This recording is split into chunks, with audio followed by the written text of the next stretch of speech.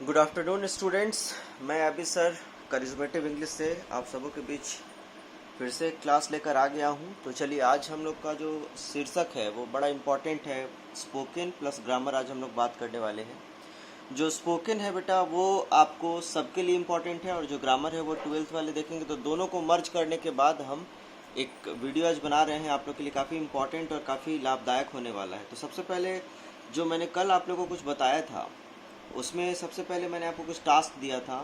वो टास्क ये था कि आपको याद करना था ये अल्फ़ा, ब्रेवो, चार्ली, डेल्टा इत्यादि मैंने बोला था बोलने के लिए। तो आज आपको करना क्या है कि आज आपको दिखाना है, ठीक है। आज आप लोग को थोड़ा सा एक चीज़ ध्यान में देखना है, वो ये है कि आप जैसे अपना नाम जो भी है, मान लीजिए आपका नाम मनोज है, तो मनोज है तो आप इसको स्पेल कीजिएगा कि my name is Manoj and my first name my first letter is M for M as in Mike, A as in Alpha, N as in November, O as in Oscar, J as in Juliet। और इस प्रकार करके आप अपना लिखने का प्रयास कीजिएगा। 4-5 वर्ड्स ले लीजिएगा, और 4-5 वर्ड्स लेकर और आप इसको प्रैक्टिस करेंगे। जैसे आपको लिखना है मोतिहारी, तो मोतिहारी का प्रोनाउंसिएशन जो है वो भी आप लोग कर सकते हैं। जैसे मोतिहारी में आप ले लेंगे तो M as in mother, O as in Oscar, T as in Tango, I as in India, H as in hotel, A as in alpha, R as in Romeo, I as in India, और आप मोतिहारी लिख सकते हैं। एक तो ये चीज़ मैंने आपको बताया था। दूसरा जो था, मैंने आपको टंग ट्विस्टर के बारे में भी बताया था, और जो टंग ट्विस्टर था उसमें मैंने बोला था कि आपको ये बोलना है You know, having been exposed a number of training programs such as customer service, selling skills and strategic planning, I have come to the conclusion that most of there are great programs with one major challenge: none of them will work unless they have the right foundation, and the right foundation is TQP. What is TQP? Total quality people are people with character, integrity, good values and positive attitude. ये मैंने बोला था, और मैंने बोला था बेटी बॉटर याद करने के लिए। तो ये सब चलता रहेगा, ये आपको प्रैक्टिस करना होगा। आज हम लोग बात करेंगे समीकरण पे। तो आज हम लोग स्टार्ट करने जा रहे हैं ग्रामर का कुछ इंटेंस क्लास, जो आप लोगों के लिए बहुत इंपॉर्टेंट है। बिगिनर्स के लिए भी इंपॉर्टेंट है, सबके लिए इंपॉर्टेंट है, और सबको इसका ध्यान देना होगा, सबको इस चीज़ के बारे में जानना होगा, तब जाके हम लोग बात करेंगे और बिगिनर्स लेवल पे हम लोग कुछ काम करेंगे। तो सबसे पहले जो हम लोग को काम करना है वो ये है कि सब आदमी कॉपी पेन निकाल के लिखना शुरू कीजिएगा। आज मैं स्टार्ट करने वाला हूँ बिल्कुल बेसिक लेवल से। तो सेंटेंस से स्टार्ट करूँगा। जैसे मैंने कहा था कि सेंटेंस फॉर्मेशन हम लोग को स्टार्ट करना है। तो जो पढ़ लिए हैं वो भी, जो ना पढ़े हैं वो भी, दोनों आदमी आप लोग एक बार फिर से रिवीजन हो जाए, क्योंकि कारण ये है कि काफ़ी दिन हो गए हैं, हाँ ना। तो बहुत दिनों से आप लोगों ने कुछ पढ़ा नहीं है, तो मैं शुरू से एक बार दिखाना चाहता हूँ, आप लोगों को बताना चाहता हूँ, ताकि आप ज़िंदगी भर कभी कोई प्रॉब्लम में ना गिरें। तो सबसे पहले मैं आपको बताना चाहता हूँ कि सेंटेंस फॉर्मेशन में मैं आपको एक चीज़ दिखाने वाला हूँ। चलिए, तो हम लोग बात करते हैं कि सबसे पहले सेंटेंस का जो सबसे छोटा पार्ट होता है वो होता है अल्फ़ाबेट, ठीक है, वो होता है अल्फ़ाबेट, और अल्फ़ाबेट के अंदर आता है लेटर, ठीक है। अब जरा ध्यान से देखिएगा, बहुत लोग, जैसे आपसे कोई क्वेश्चन पूछेगा कि ए अल्फ़ाबेट है कि लेटर है, तो बहुत लोग कंफ्यूज हो जाएंगे और वो लोग कहेंगे कि ए अल्फ़ाबेट है या ए लेटर है। तो इसका कॉन्सेप्ट जो है वो काफ़ी अलग है। इस कॉन्सेप्ट को समझना होगा आप लोगों को कि जो अल्फ़ाबेट होता है ना, ये ऑलरेडी 26 लेटर्स का कॉम्बिनेशन होता है। इसलिए ए कभी भी लेटर कहलाएगा, अल्फ़ाबेट नहीं कहलाएगा। अल्फ़ाबेट का मतलब ही हो गया ए से लेकर जेड तक। ए से जेड के कॉम्बिनेशन को अल्फ़ाबेट कहते हैं। मैंने कल भी बताया था कि अल्फ़ाबेट को अल्फ़ाबेट्स नहीं लिखेंगे, आप इसमें एस नहीं लगाएंगे, क्योंकि एस लगाने से ये बन जाएगा भाषाएं, ठीक है ना। तो इस चीज़ पर ध्यान देना है। और आज हमें जो सबसे पहले ज़रूरी है वो देखना है सीक्वेंस, क्योंकि सारे बच्चे को सीक्वेंस नहीं समझ में आता, और सीक्वेंस नहीं समझ में आने की वजह से उनको बहुत सारे दिक्कतों का सामना करना पड़ता है। तो सीक्वेंस समझेंगे। इस धरती पर सबसे पहले अगर कुछ आता है तो वो आता है आपका लेटर, उसके बाद आता है वर्ड, और उसके बाद आता है सेंटेंस। सबसे पहले आता है लेटर, फिर आता है वर्ड, फिर आता है आपका सेंटेंस, ठीक है। तो लेटर जो होता है इसी को हम लोग, इसके 26 लेटर्स के कॉम्बिनेशन को हम लोग कहते हैं अल्फ़ाबेट। क्या कहते हैं? अल्फ़ाबेट। और जो अल्फ़ाबेट होता है वह जो है, ध्यान से देखिएगा, हम इसको इस प्रकार से लिखते हैं A B C D, यहाँ ले लीजिए E I O U, VWXYZ। अब ध्यान से देखिएगा, ये जो हमारा तैयार हुआ इसको हम लोग कहते हैं वॉवेल, जिसको हम लोग कहते हैं वॉल साउंड। बट एनीवेज बाकी जो बच गया आपका वो हो गया कॉन्सोनेंट, और जो W और Y बच गया इसको हम लोग कहते हैं सेमी वॉवेल। ठीक, इतना तो आप लोग जानते हैं। तो यहाँ पे एक छोटा सा हम डेफिनेशन लिखाना चाहेंगे कि लेटर क्या होता है। तो लेटर क्या होता है, तो लेटर के बारे में आप लोग लिखेंगे, letter is the part of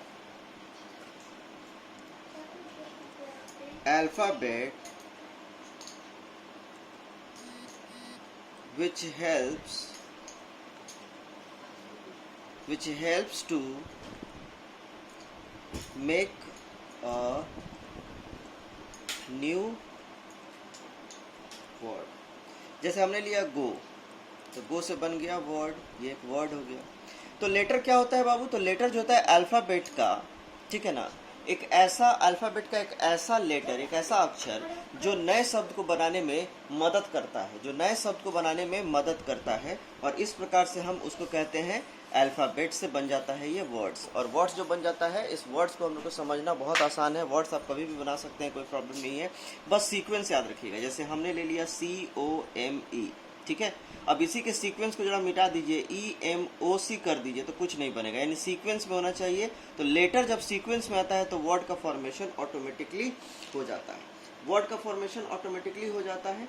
तब क्या होता है कि जब वर्ड बन गया तो वर्ड का भी एक डेफिनेशन बनना जायज़ है। तो उसका डेफिनेशन जो होता है उसको भी हम लोग लिख लेते हैं, लिख लीजिएगा।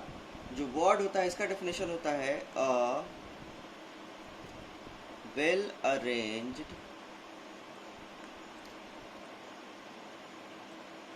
group of letters which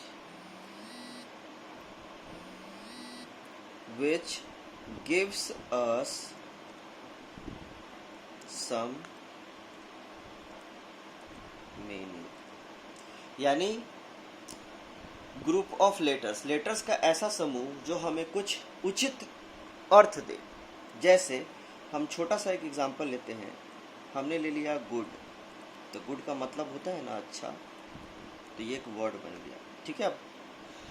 अब डिपेंड करता है कि अगर हम लेते हैं दो चार चीज़ समझाते हैं। जैसे हमने ले लिया फादर, तो जाहिर सी बात है फादर क्या है, एक वर्ड बन गया, चूँकि इसका मतलब होता है पिता।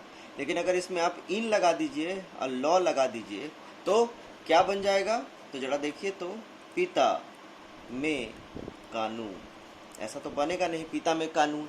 क्यों आप कहिएगा अपने ससुर को पिता में कानून, तो याद रखिएगा इसको कहते हैं कंपाउंड वर्ड। कुछ ऐसा वर्ड भी होता है जो एक वर्ड से अधिक वर्ड जब मिल जाता है और सिंगल यूनिफॉर्म वर्ड क्रिएट करता है जिसका मीनिंग एक निकलता है, इसको कंपाउंड वर्ड भी कहते हैं, ठीक है। जैसे फादर इन लॉ, तो इसका मतलब हो जाएगा ससुर, ससुरवा मत कह दीजिएगा, ससुर। तो ससुर बन गया, और ससुर बनने से ये भी एक वर्ड बन गया। तो वर्ड एक सिंगल भी हो सकता है, एक से अधिक भी हो सकता है। आगे हम लोग पढ़ेंगे, ऐसा बहुत सारा है। जैसे वेल ऑफ होता है, वेल टू डू होता है, इसका मतलब होता है खुश, इसका मतलब होता है खुशहाल। तो इस प्रकार से हम अलग अलग वर्ड्स को बना सकते हैं, कहीं कोई प्रॉब्लम नहीं है। तो आई होप कि आपको अंडरस्टैंड हो गया होगा। अभी हम सेंटेंस फॉर्मेशन की बात कर रहे हैं। तो सबसे पहले आपने देखा लेटर, लेटर के बाद आया वर्ड, अब आता है फाइनल मोड में सेंटेंस, ठीक है। तो सेंटेंस कैसे बनता है इसके विषय में हम लोग को बात करना है। इतना आप लोग उतार लिए होंगे, अगर नहीं उतारे हैं तो कोई दिक्कत नहीं है, मैं अभी आपको इसका PDF भी आपको डाल दूंगा, कहीं से कोई दिक्कत नहीं है, ठीक है। चलिए, तो अब हम लोग बात कर रहे हैं सेंटेंस के बारे में। अब सेंटेंस क्या होता है, तो इसका डेफिनेशन हम लोग जरा देख लेते हैं।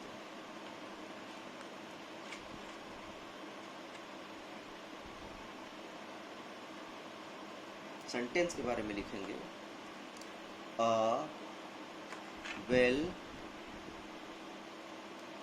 Arranged group of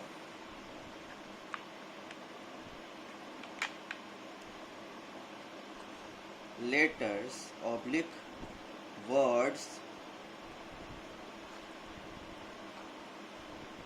which makes a complete sense. जैसे एग्जाम्पल के तौर पे लेते हैं, Raju is a good boy.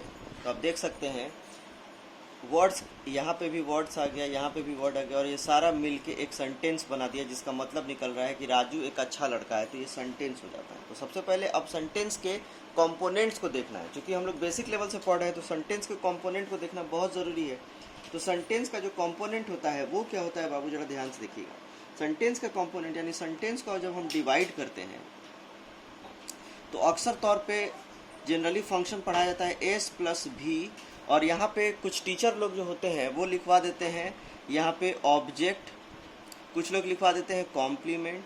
तो जाहिर सी बात है ये गलत है, ये समीकरण गलत है। इसको आप लोग को समझने का थोड़ा सा फेर है, ठीक है ना। आपको समझना होगा कैसे, मैं आपको समझाता हूँ। सेंटेंस का जो बेसिक फार्मूला होता है, सेंटेंस का जो बेसिक फार्मूला होता है वो होता है सब्जेक्ट प्लस वर्ब और प्लस अदर वर्ड कहलाता है। अदर वर्ड क्यों कहलाता है? क्योंकि अदर वर्ड दो प्रकार का होता है। एक अदर वर्ड को कहते हैं ऑब्जेक्ट और एक को कहते हैं कॉम्प्लीमेंट। अब इन दोनों में क्या अंतर है जरा ध्यान से समझिएगा। सब्जेक्ट और वर्ब जब आपस में मिलते हैं और उसका अगर असर पड़ता है, यानी अगर असर पड़ा तो वो ऑब्जेक्ट बन जाता है, और अगर असर नहीं पड़ा तो वो कॉम्प्लीमेंट कहता है। यहाँ असर नहीं पड़ता है, असर नहीं पड़ता है। मैं प्रूव करके दिखाता हूँ कैसे, जैसे ध्यान से देखिए।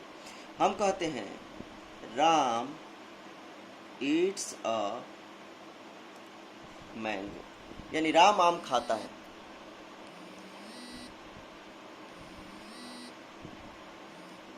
यानी राम आम खाता है, तो राम आम खाता है यानी राम जब खाएगा तो आम पर असर पड़ेगा कि नहीं पड़ेगा? आम पर असर पड़ेगा कि नहीं पड़ेगा? तो आम पर असर पड़ेगा, यानी असर पड़ा तो ये बन गया ऑब्जेक्ट। अब वही कहिए राम गोज टू पटना, तो राम जब पटना जाएगा, राम जब पटना जाएगा तो क्या पटना पर असर पड़ेगा? नहीं पड़ेगा। पटना नाचने लगेगा?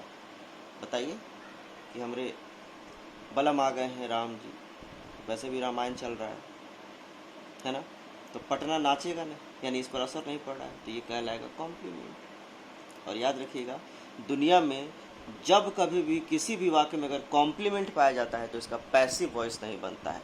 इतिहास गवाह है कि जब भी अगर बनेगा पैसिव तो ऑब्जेक्ट का ही बनेगा, कॉम्प्लीमेंट का नहीं बनेगा। ये बहुत बड़ा अंतर है, बच्चे इसको नहीं जानते हैं, टीचर भी इसको नहीं पढ़ाते हैं। वो कह देंगे ऑब्जेक्ट है तो कॉम्प्लीमेंट है। आप किसी से पूछ के देखिएगा, जल्दी ये चीज़ कोई नहीं जानता है।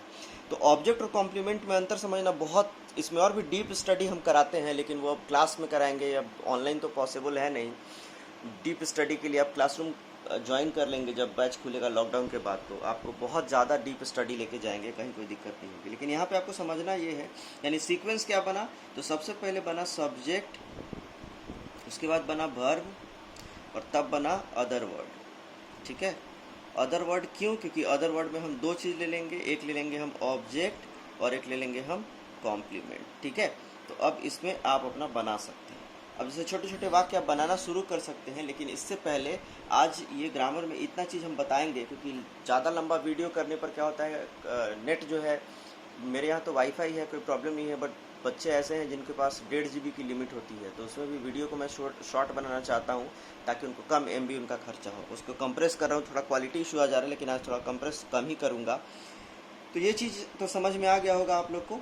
ये चीज़ आपको समझाना बहुत ज़रूरी था कि आज का जो मेन मोटो था, आपने समझा कि एक सेंटेंस बनाने का जो बेसिक फार्मूला होता है वो होता है S + P + OW। और OW दो प्रकार का होता है, एक होता है आपका ऑब्जेक्ट और एक होता है आपका कॉम्प्लीमेंट। ये चीज़ मैंने आज समझा दिया। अब हम थोड़ा सा आगे आप लोग को बढ़ेंगे और आपको आज कुछ बताने वाले हैं, वो ये है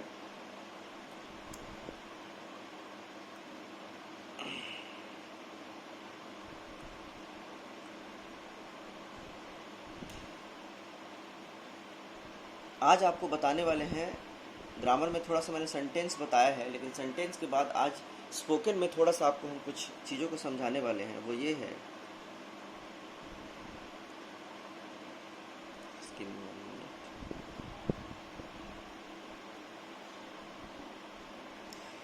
तो आज हम स्पोकन में सबसे पहले लेके चलते हैं, ये टॉपिक 1 है हमारा। और पहले तो आपको याद रखना है कि फोनेटिक अल्फ़ाबेट आपको याद कर लेना है, ठीक है। फोनेटिक अल्फ़ाबेट आपको याद कर लेना है किसी भी हालत में। उसके बाद आपको प्रैक्टिस सेट जो दिया है वो भी आपको याद कर लेना है। तो आज का जो हेडिंग है, यानी जो आज का जो चैप्टर 1 हम पढ़ाने जा रहे हैं, ये पेज नंबर है, इसको इग्नोर कर दीजिएगा, इससे कोई फ़र्क नहीं पड़ने वाला है, इसको हम काट देते हैं, है ना। ये पहला चैप्टर है चैटिंग टू पीपल। ये कम्युनिकेशन के लिए पढ़ाया जा रहा है, जिससे आपको काफ़ी फ़ायदा होगा। आपको आने वाले समय में आप अंग्रेजी बोलना सीख जाएंगे। बच्चे बहुत फंसे हुए हैं, तो वो सब इस वीडियो को एंजॉय करें, बैठे बैठे घर बैठे अंग्रेजी सीख ले, कहीं से कोई दिक्कत नहीं होने वाले। मेरे जो बच्चे हैं वो भी सीखें, साथ में और भी लोग सीखें, जितना हो सके इस वीडियो को फैलाएं।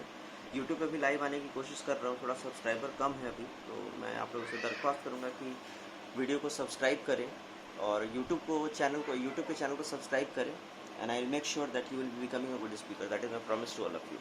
तो चलिए बात करते हैं चैटिंग टू पीपल। अब चैटिंग टू पीपल हमारा पहला चैप्टर है। पहले तो याद रखिएगा ग्रामर का ब्लेंड लेके चलेंगे, अभी थोड़ा शॉर्ट पढ़ा रहे हैं, कारण क्या है कि अभी बहुत मात्रा में बच्चे ज्वाइन कर रहे हैं, तो मैं नहीं चाहता कि उनका वीडियो मिस हो जाए।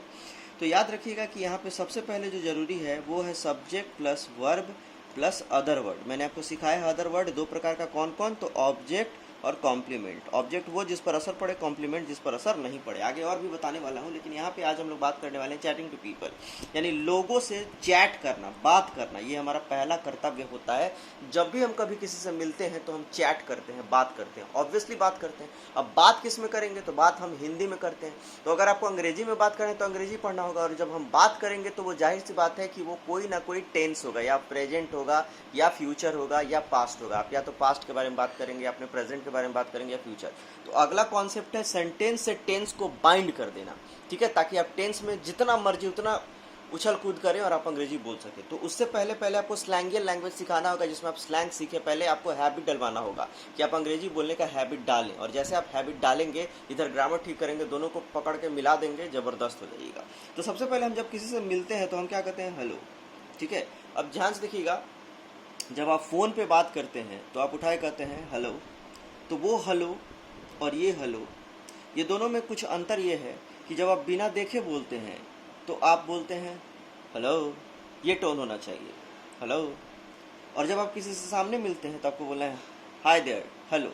तो हेलो और हेलो ये टोन सीखना है। मैं आपको फोनेटिक और प्रोनाउंसिएशन भी सिखाऊंगा। ये नहीं कि आप देखते होइएगा कि गांव देहात में लोग उठाता है फ़ोन, कहता है हेलो, हाँ हेलो, तो ऐसे नहीं होना चाहिए, ठीक है, कि आप गलत बोलिएगा। चूंकि आपको इंग्लिश मज़ेदार तरीके से सीखना है, प्रोनाउंसिएशन सीखना है, और बहुत स्लोली लेके चल रहे हैं ताकि आपको हर चीज़ समझ में आए। तो आप कैसे बोलेंगे, जब फ़ोन उठाएंगे तो बोलेंगे हेलो हेलो हेलो।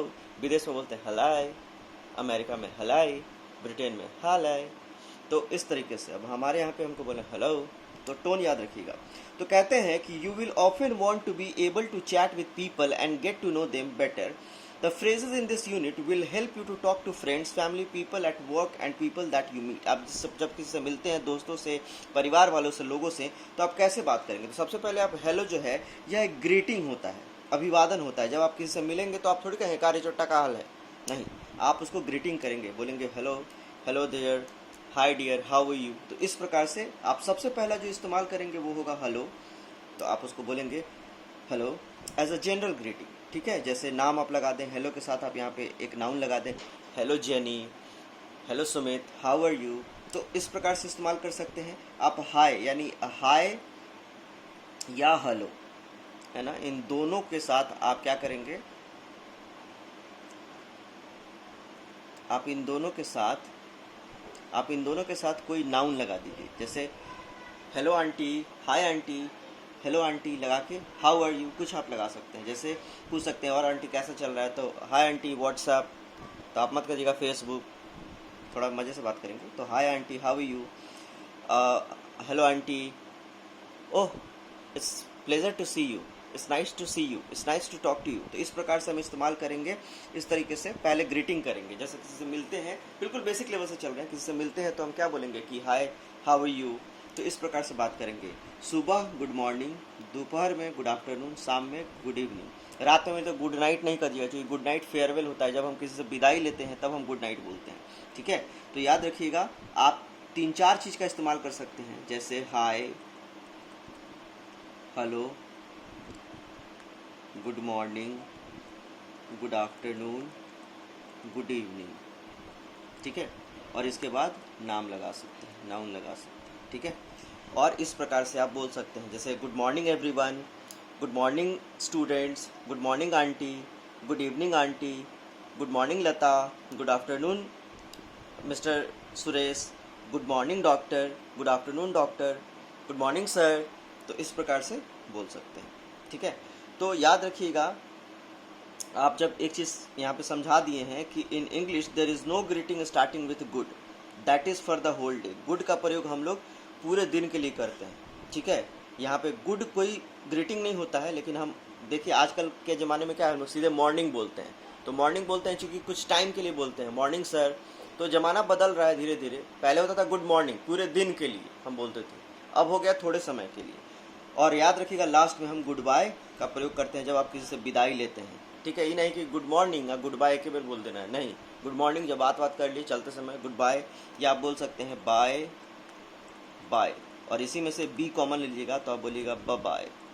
ये थोड़ा सा हो सकता है जैसे एडवांस बोलना है, ऑलराइट ब bye, see you, catch you later. तो इस प्रकार से आप इसका बात कर सकते हैं। तो ये था एक इंट्रोडक्शन छोटा सा ग्रीटिंग को लेकर, और ग्रामर में भी थोड़ा सा पढ़ाया, और वो तो वर्कशीट आपको करना ही है जिसमें अल्फ़ाबेट के बारे में बताया था, जिसमें अल्फ़ा ब्रेवो चार्ली डेल्टा ये आपको याद करना है, और बेटी बॉटर वाला कर लीजिएगा। और इतना करके फिर हम लोग कल मिलते हैं, तब तक के लिए बाय बाय।